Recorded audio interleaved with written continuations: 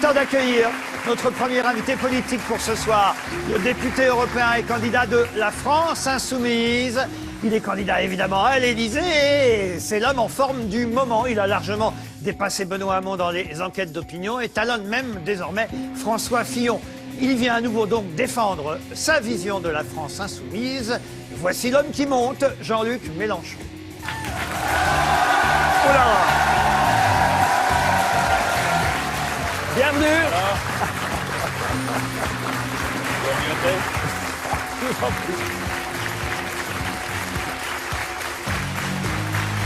Quel accueil! Non mais...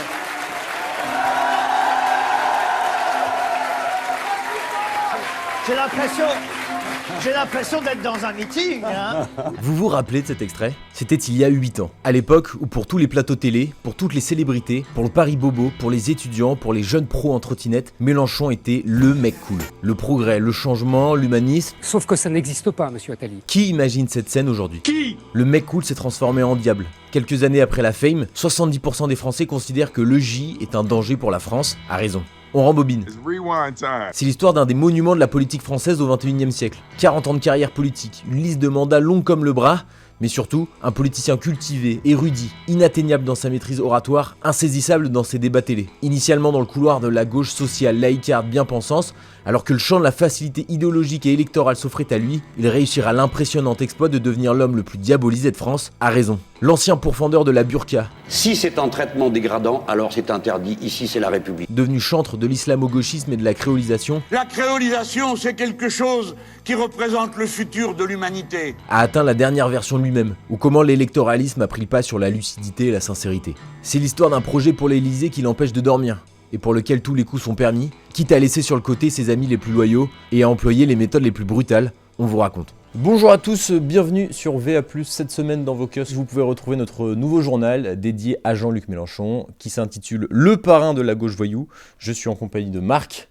Merci d'être là. Je te propose qu'on retrace un petit peu tout ton travail dans ce journal et qu'on retrace en fait l'évolution de la stratégie politique de Jean-Luc Mélenchon des années 2000 jusqu'à ces dernières semaines, puisque c'est en permanent changement. On commence, si on rembobine, au début des années 2000, Jean-Luc Mélenchon, quelle est sa posture, quelle est sa position? Il lance le parti de gauche pour se démarquer un petit peu du Parti socialiste.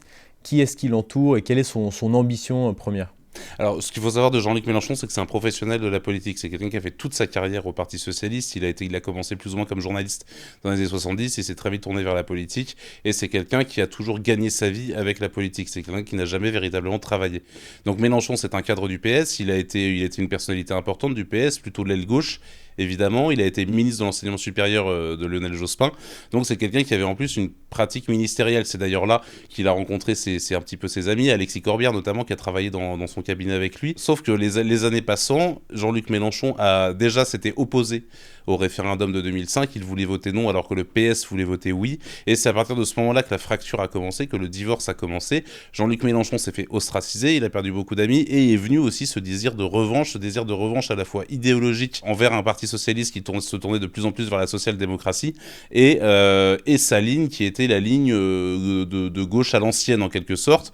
Fort de ses convictions, il quitte le PS avec perte et fracas, il monte le parti de gauche avec des fidèles, notamment François Delapierre, et il se lance dans une conquête politique solitaire du pouvoir, avec au début évidemment en étant extrêmement avec des scores extrêmement faibles, avec une structure relativement modeste, mais où déjà se plantaient les germes de ce qu'allait devenir la France insoumise, et au final grossissant de plus en plus avec, il faut le dire, le mandat de François Hollande, qui l'aura beaucoup aidé dans sa croissance, puisque François Hollande aura démontré en 5 ans à quel point le PS tournait le dos à ce qu'il avait construit originellement, une ligne historique finalement qui se retrouvait dans la personne de Jean-Luc Mélenchon. Arrive l'élection présidentielle de 2012, il y a une percée médiatique liée sûrement au fait de son personnage, très bon à l'oral, etc. Et toi tu racontes que c'est cette année, et puis les élections législatives ensuite, que Jean-Luc Mélenchon comprend que sa stratégie peut être trop portée vers les classes ouvrières, telle que l'était peut-être le Parti socialiste d'antan, ne fonctionne pas. Qu'est-ce qui se passe exactement? Est-ce que tu peux nous décrire ce virage-là? Il y a eu une transformation politique de Jean-Luc Mélenchon, qui était quelqu'un d'une personnalité à la base assez austère, qui avait certes son caractère, qui avait une véritable intelligence, un vrai sens politique, mais qui était une personnalité assez austère, pas très encline à la déconne, entre guillemets. Il y a d'ailleurs dans le livre La Meute, dont on va parler tout à l'heure, il y a cette scène géniale où il rentre dans le bureau de Julien Drey, où c'était vraiment l'eau et le feu, c'était deux caractères totalement différents, et la scène est assez sympathique à lire. En 2012, Jean-Luc Mélenchon, il monte une véritable campagne de gauche, notamment insufflée par son comparse, son fils spirituel, comme il l'appelait, François Delapierre, sa compagne Charlotte Girard, donc la compagne de Delapierre, Charlotte Girard, et cette campagne se lance, et on a véritablement une campagne de gauche, mais au sens traditionnel du terme, une gauche anticapitaliste certes, mais qui vante la valeur travail, qui vante justement la France des ouvriers face à la France des patrons, une France des patrons à laquelle se vendra selon les histoires, selon les récits, le PS de François Hollande. Et donc Jean-Luc Mélenchon fait une campagne médiatique où il se révèle non seulement en véritable personnalité de gauche, mais surtout en véritable tribun. Le côté tribun de Jean-Luc Mélenchon, c'était quelque chose qui était très méconnu médiatiquement, mais qui est vraiment né à ce moment-là. Donc la campagne de 2012 se passe, il fait un score et une percée médiatique, somme toute assez honorable au vu des forces en présence. Il se présente aux élections législatives à Hénin-Beaumont, et c'est là aussi un des premiers tournants. Il va à Hénin-Beaumont parce que Marine Le Pen va s'y présenter. Marine Le Pen, c'est sa première campagne présidentielle, et Jean-Luc Mélenchon comprend qu'ils vont instaurer un duel entre lui et l'extrême droite. Donc il va affronter Marine Le Pen à Hénin-Beaumont. Même échec qu'en 2012, puisqu'en 2012, il était le 3e homme, en 2017 aussi, 4e homme en 2012, et 3e homme aux élections législatives à Hénin-Beaumont, puisqu'il finit derrière le candidat de la gauche et de Marine Le Pen. Il est sorti profondément attristé de cette campagne, très désappointé, et il racontera d'ailleurs des années plus tard à François Ruffin le cauchemar qu'a été cette campagne, où il traitait les électeurs d'Hénin-Beaumont d'alcooliques tous obèses, bourrés dès le matin, on comprend rien à ce qu'ils disent. Enfin, on voyait déjà cette espèce de mépris de classe qui naît peut-être d'une conviction profonde, mais qui naît aussi finalement de la certitude que cette France-là était en train de le rejeter, que cette France-là était définitivement en train de lui échapper. Alors néanmoins, la campagne de 2012 se fait avec le soutien du Parti communiste, donc sous l'appellation du Front de gauche. En 2017, Jean-Luc Mélenchon y va, toujours avec le soutien du Parti communiste, mais qui cette fois y est allé un petit peu en tremblant du bout des lèvres, en voyant bien finalement que Mélenchon était en train de leur faire comme ce que leur avait fait Mitterrand en 81, c'est-à-dire une sorte de baiser de l'ours, les embrasser pour mieux les étouffer. Donc Mélenchon y va, et en 2017, sa campagne est totalement souverainiste. On voit bien d'ailleurs les influences des intellectuels comme François Coq, comme Charlotte Girard, comme Georges Kuzmanovic, une campagne où vraiment les drapeaux français se mêlaient avec les drapeaux de son parti. Il n'était pas du tout question d'islamo-gauchiste, de quartier populaire, d'islam ou que sais-je. Ce Mélenchon-là, c'était le Mélenchon de la ligne extrêmement claire sur le voile. À l'époque, le nouveau parti anticapitaliste avait présenté une candidate voilée, et Mélenchon les avait détruits en direct sur le service public en dénonçant ces initiatives, en dénonçant ces partis de gauche qui finissent par se fondre dans l'islamisme et qui au final se feront bouffer. Donc la campagne de 2017 se passe, il est le 3e homme. Très clairement, il s'installe en force politique de premier plan. Enfin, il est le 3e homme, et surtout, le Parti socialiste est mort. La société politique se recompose entre le macronisme d'un côté, c'est-à-dire en gros le centre, plus une grande partie de LR et une grande partie du PS. Le Rassemblement, on a le Front National qui s'appelait pas encore Rassemblement National, et lui. Et lui, il voit qu'il est devenu la seule force alternative de gauche, mais il voit aussi les limites de sa stratégie. Il voit qu'en réalité, si Marine Le Pen est arrivée au second tour, c'est parce que le vote ouvrier, qui avait commencé à basculer au moment des années 80, à l'époque de Jean-Marie Le Pen, a achevé sa mue et sa bascule. Il a définitivement fini au Front National. Donc Mélenchon, qu'est-ce qu'il fait? Il reprend à son compte la doctrine Terra Nova, qui est cette vieille doctrine de gauche qui démontre que l'avenir de la gauche est justement dans les quartiers populaires, avec toutes les conséquences que ça peut avoir. C'est Éric Coquerel, qui était député de la France, qui était déjà député à l'époque, qui achève de le convaincre, en tout cas c'est ce qui est raconté partout, du bienfait de cette stratégie. Éric Coquerel, qui lui s'est fait élire en Seine-Saint-Denis assez facilement et assez largement, et d'année en année, d'élection en élection, on a vu d'ailleurs tous ces territoires passer les uns après les autres dans l'escarcelle insoumise. Et c'est après 2017 que Jean-Luc Mélenchon acte la fin de la stratégie précédente. Ça équivaut des divorces et des scènes absolument hallucinantes, où il y a certains conseillers comme Georges Kuzmanovic qui qui s'en vont sur la pointe des pieds. François Coq qui apprend quand même son éviction de la France Insoumise en direct à la télévision par un tweet de Mélenchon qui réagissait à un de ses propos en plateau. Et Charlotte Girard, la compagne, donc la veuve, parce que François Delapierre, et ça a été un drame de Mélenchon, et ce qui a justifié la bascule aussi, c'est la disparition précoce de François Delapierre qui est mort d'un cancer il avait 45 ans je crois, et sa veuve qui était restée, sa compagne, son ex-compagne du coup, qui était restée dans le giron de Mélenchon, a fini par partir un petit peu sur la pointe des pieds, mais on a appris qu'en réalité ça a été extrêmement violent et que Mélenchon lui aurait même envoyé un SMS suite à son opposition en disant « Delap », donc le surnom de Delapierre, aurait honte de toi. Il a envoyé ce message à la compagne de son fils spirituel qui venait de perdre son compagnon. Enfin, on voit se dessiner aussi la violence de Jean-Luc Mélenchon qui transparaît aujourd'hui dans la France Insoumise. Et c'est aussi pour ça qu'on a pris le temps de raconter tout ça dans Valeurs Actuelles. On s'est pas contenté simplement de raconter les dérives qu'on observe actuellement, etc. Je pense que Jean-Luc Mélenchon, il l'incarne, il raconte cette dérive de la gauche et cette impasse dans laquelle il est en train de se mettre, qui traduit aussi les changements et les aspirations profondes de ce pays. Alors, tu parlais des postures qu'il avait, je reviens quand même un peu en arrière, en 2012 notamment, donc anticapitaliste, etc., une gauche plus traditionnelle, laïcard, comme tu l'as mentionné. Est-ce que tu peux d'ailleurs nous raconter en coulisses ce que disaient ses anciens compagnons de route dans les années 2010, c'est qu'il était particulièrement ferme sur la question de la laïcité, il n'y avait pas de concession possible. Mais surtout, il était construit intellectuellement comme ça. Jean-Luc Mélenchon, c'est viscéralement la gauche laïque. Enfin, intellectuellement et philosophiquement, c'est cette gauche-là. C'est ça qui est inquiétant d'ailleurs, c'est la facilité avec laquelle il s'est renié après. Jean-Luc Mélenchon, on était sur... alors les plus vieux connaissent, je m'inclus maintenant, ça y est, dans l'émission On n'est pas couché de Laurent Ruquier, où il était face notamment à Caroline Fourest, et sur le voile, et il a eu des positions très claires. Pour lui, le voile, c'est un objet d'asservissement de la femme, et il a marqué plusieurs fois son opposition à ce vêtement, son opposition au fondamentalisme religieux. Enfin, 4 ans plus tard, il était à l'enterrement de Charb, assassiné par les islamistes, son pote Charb, le directeur de la rédaction de Charlie Hebdo, et la question à laquelle tout le monde se pose, enfin en tout cas tous ses anciens amis se sont posés, c'est mais où est passé Mélenchon ? Où est passé ce Mélenchon qui, sur le service public, dénonce l'entrisme islamiste, qui 4 ans plus tard tient les cordons du poil de son pote Charb, et qui aujourd'hui organise des manifestations soi-disant contre l'islamophobie. On voit des prédicateurs islamistes hurler à la Wakbar dans des micros sans que ça n'émeuve personne. Alors, on va avancer sur la campagne de 2017. Je voudrais te montrer un extrait d'On n'est pas couché également.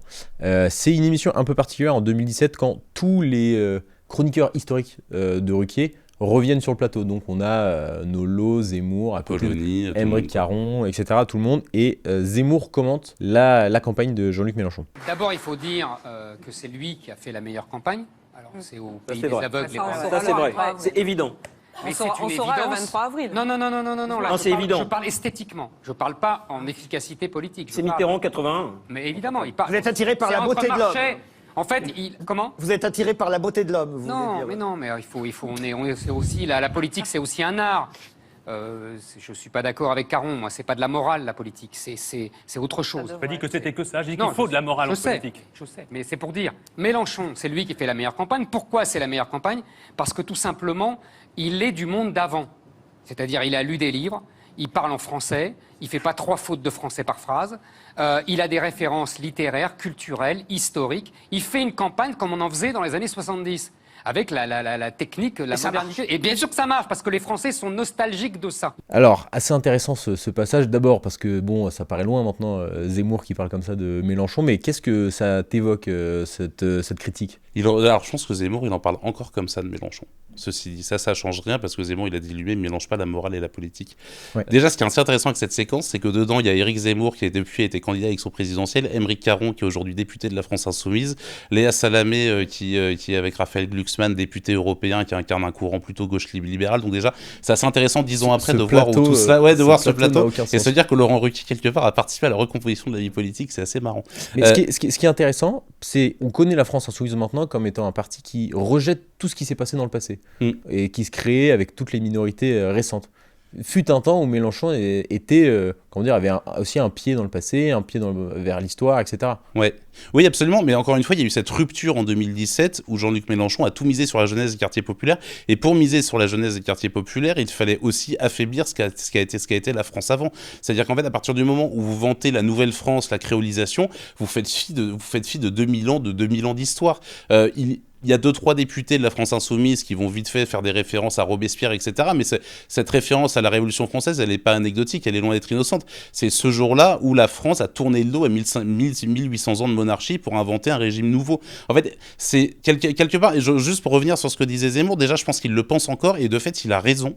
En 2017, Mélenchon était celui qui avait fait de loin la meilleure campagne, parce que c'était le seul à être vraiment clair, avec Marine Le Pen éventuellement, parce que, en tout cas, c'est le moment où, en 2017, le macronisme brouillait tout, donc entre Fillon, Macron, Benoît Hamon, Manuel Valls, on avait bien compris que tout cela était en réalité en train de se recomposer assez rapidement, et que Jean-Luc Mélenchon est arrivé avec une ligne et un cap clair. Sans paraphraser Raphaël Glucksmann, mais il faut un cap clair, et Mélenchon, il l'avait.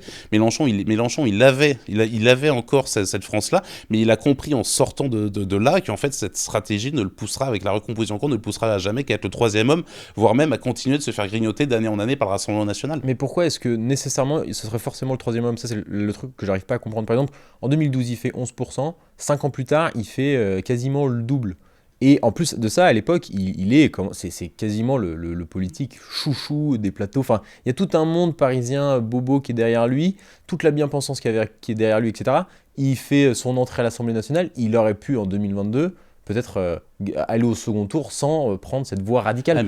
Il a bénéficié d'une bienveillance médiatique hallucinante, comme tu l'as rappelé, parce que de fait, 80% des journalistes, des médias sont de gauche, étaient de gauche à l'époque. Donc Mélenchon incarnait cela. Et d'ailleurs, cette bienveillance du système, on la retrouve aujourd'hui dans des personnalités comme Raphaël Glucksmann, comme François Ruffin, et justement en réaction à Mélenchon. Tu vois, des médias comme le Nouvel Obs, Libération, etc., qui depuis que Mélenchon a vrillé, c'est des médias qui étaient un petit peu en déshérence sur la ligne politique, puisqu'ils n'avaient pas de personnalité à laquelle se raccrocher. Il n'y avait pas un Mitterrand fédérateur, il n'y avait pas un Hollande qui était pas génial, mais qui avait quand même marqué le Parti Socialiste encore sur le logo de son parti, sur le drapeau de son parti. Et en fait, avec Mélenchon qui a vrillé, les médias, effectivement, ont cherché de nouveaux poulains, entre guillemets. Mais c'est là où Mélenchon joue à fond aussi la carte de tout le système est contre moi, parce qu'il a fait le trajet exactement inverse que ce qu'a fait le Front National et le Rassemblement National depuis ce temps. Il opte ensuite donc pour la stratégie qu'on connaît. C'est une de tes formules, je crois. Il quitte la France profonde pour la France des tours. Et la France des bourgs pour la France des tours. Ouais. Exactement. Donc il se concentre vers les personnes issues de l'immigration. Est-ce que tu penses qu'au fond, il y a une petite mort pour lui? C'est-à-dire, on va essayer de savoir s'il est sincère dans son action, mais c'est quelqu'un qui est issu de la gauche classique, porté par des valeurs que la gauche portait il y a encore 40 ans. Il cite Jaurès régulièrement, etc. C'est quelqu'un qui a un fanatisme quand même de tous les révolutionnaires d'Amérique latine, etc. Est-ce que réellement il est heureux de porter derrière lui la France issue de l'immigration, et il rêverait pas encore maintenant d'avoir l'électorat populaire qu'a Marine Le Pen? En fait, en politique, on a tendance parfois à penser que les idées gouvernent tout, que la politique est uniquement une affaire d'idéologues. Ce serait idéal en quelque sorte que seules les idées gouvernent. Le truc, c'est que la politique, c'est aussi une histoire de tripes, c'est une histoire qui est totalement humaine. Là où il y a de l'homme, il y a de l'hommerie, et pour moi, dans Mélenchon, il y a cette partie-là. Mélenchon, il n'oubliera jamais l'attitude du PS à son encontre. Il n'oubliera jamais son départ du Parti Socialiste et la promesse qui s'était faite avant même d'être élu président de la République, de tuer le PS, de gagner la guerre à gauche, de tous les soumettre. C'est ça aussi un des moteurs de Mélenchon, c'est le complexe de celui qui est parti tout seul en disant « j'ai raison, vous avez tous tort » et qui, élection après élection, voit les suffrages lui donner raison. Donc il y a vraiment ce moteur-là. Est-ce qu'il croit foncièrement en ce qu'il dit ? Il faudrait lui poser la question. Je suis prêt à parier qu'il y a un mélange des deux, que les motivations sont extrêmement humaines et viennent des tripes, et que la raison a fini par y trouver une certaine cohérence. Mélenchon, c'est un homme qui est relativement âgé, qui va avoir 76 ans en 2027, et le fait de se montrer en candidat de la jeunesse, en candidat de cette nouvelle France comme il l'appelle, eh bien il y a aussi un effet contrebalancier qui joue en sa faveur. Donc est-ce qu'il est intellectuellement persuadé? Je ne sais pas. Est-ce qu'il est intellectuellement persuadé que sa stratégie est celle qui le mènera au pouvoir, ou en tout cas qui l'amènera à prendre le pouvoir à gauche, et pourquoi pas à prendre le pouvoir dans le pays? Ça, c'est certain. Alors tu parlais de soumission, d'humiliation, etc. vis-à-vis des confrères des différents partis de gauche. La création de la NUPES, par exemple, a été un moment pour lui de de serrer la vis sur tout le monde et d'expliquer que c'était lui le patron. Mais c'est ce que nous avait raconté une des personnes qui avait participé, qui avait assisté à ces négociations. Il a dit, mais en fait, il n'est pas arrivé avec l'envie d'imposer une ligne, il est arrivé avec l'envie de nous humilier. Et comment ça s'est fait concrètement ? Et ils se sont tous retrouvés dans une pièce et en fait Mélenchon a expliqué qu'en gros c'était lui qui avait gagné et que c'est c'est ses troupes qui allaient décider quelle circonscription pour qui et quel rapport de force. Alors à l'issue de ces négociations, le LFI a remporté la majeure partie des circonscriptions bien évidemment, mais il s'est passé quelque chose au sein de la NUPES et qui n'a échappé à personne, c'est que la France Insoumise a démontré aussi la friabilité de sa stratégie à l'échelle nationale. C'est-à-dire que vous avez eu évidemment un front républicain contre le Rassemblement national qui n'a eu que, entre guillemets, 89 députés. Mais là où les candidats du Parti socialiste, voire des écologistes, gagnaient une fois sur deux fois sur trois face à des candidats du Front National, quand un candidat du Rassemblement national affrontait un candidat de la NUPES France Insoumise, il gagnait dans 75% des cas. D'accord. Et si vous voulez, il y a eu aussi ce moment où la gauche a compris que Mélenchon était le patron, mais a compris aussi que Mélenchon était sans doute le plus grand obstacle à une victoire de la gauche en 2027. C'est ça tout le paradoxe, c'est que à gauche, personne n'est capable d'arriver au second tour hormis Mélenchon, mais seul Mélenchon est incapable de gagner un second tour. C'est tout le paradoxe de la gauche en ce moment et le paradoxe dont il n'arrive pas à sortir actuellement. Et la première raison de ce que tu dis, du fait que Mélenchon ne peut pas gagner, il y a un épisode qui est majeur, qui est l'affaire Quatennens, qui encore plus va montrer la fébrilité de la NUPES. Oui, alors la fébrilité de la NUPES, et surtout qui a donné un premier indice sur la façon dont était gérée la France Insoumise aussi. Ça n'avait pas été la première, il y a eu aussi l'affaire Taha Bouaf, enfin il y a eu 2-3 affaires comme ça, un petit peu de mœurs. Alors pour rappeler, Taha Bouaf, c'était un des militants très importants de la France Insoumise, c'est lui qui avait révélé l'affaire Benalla, notamment en filmant Alexandre Benalla, et Taha Bouaf, qui du jour au lendemain, on a appris qu'il avait des affaires de harcèlement plus ou moins graves, que tout cela était géré en interne par la commission spéciale de la France Insoumise, et Taha Bouaf, en 24 heures, a été non seulement désinvesti des élections législatives, mais surtout a été viré comme un malpropre du mouvement. Et ce qui est terrible, je porte pas les idées de Bouaf dans mon cœur, loin de là, mais ce qui est terrible pour Bouaf, c'est que comme ça a été géré politiquement en interne et de manière totalement anonyme et secrète, s'il est coupable, il ne sera jamais condamné, et s'il est innocent, il ne pourra jamais le prouver.